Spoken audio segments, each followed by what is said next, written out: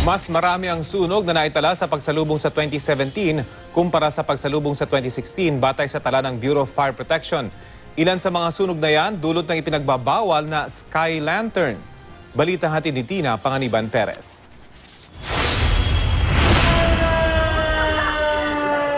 Hinihinalang sky lantern ng sanhi ng sunog na lumamon sa bodega ng plasticware sa Mandaue City, Cebu, ilang minuto lang matapos magpalitan taon. Ayon kay Bureau of Fire Protection Regional Director Samuel Tadeo, may saksi raw na nakakitang may lumapag na sky lantern sa bubong ng bodega 5 minuto bago nagkasunog. Sky lantern din ang hinihinalang pinagmula ng apoy sa isang bodega sa Cagayan de Oro City. Ayon sa BFP, matagal nang ipinagbabawal ang paggamit ng sky lanterns. Nakasaad ito sa BFP 2013 memo. Muling inilabas ang memo nitong November 2016 para ipaalalang bawal ang sky lanterns. Pero may mga nagpapalipad pa rin ng mga ito. Napakarami po ng insidente ng sunog na pinagmumulan po itong ating mga sky lanterns. May mga mamamayan talaga tayong matigas ang ulo. Pwede lang magpalipad ng sky lantern kung makakakuha ng fire safety clearance mula sa BFP at basta't mahigpit itong mababantayan. Pero mahirap daw ito ayon sa BFP. Hindi natin alam kung siya babagsak. At sa dami na po ng mga bahay ngayon at tao, kaganiban po ay nagiging pinagsisimulan ito ng sunog.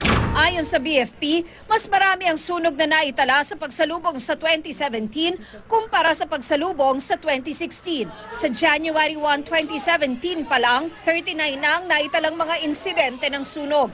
Mas marami kaysa noong January 1, 2016. Pero ang mga insidente ng sunog na ang pinagmulan ay paputok, pababa naman mula noong 2015. Ayon sa Bureau of Fire Protection, isa sa mga dahilan sa pagbaba ng firecracker-related fire incidents ay ang pinag-ibayong kampanya ng pamahalaan kontra paputok. At kasama ng BFP sa kampanyang ito, ang Department of Health at Philippine National Police. Medyo namumulat na po yung ating mga kababayan, dahil nakikita mo po nila talaga yung masamang epekto nitong mga firecrackers. Isa pa raw dahilan ay ang gastos. Imbes daw na sa paputok gastos silang pera, ang iba bumili na lang daw ng pagkain pagsasaluhan. Pag ibig po ang firecracker nito, ibaba na talaga, o talagang ititigil na yung paggamit nito, ay napalaki po ng tsansa na bigyan natin talagang mawawala na itong mga sunog pagsapit ng bagong taon.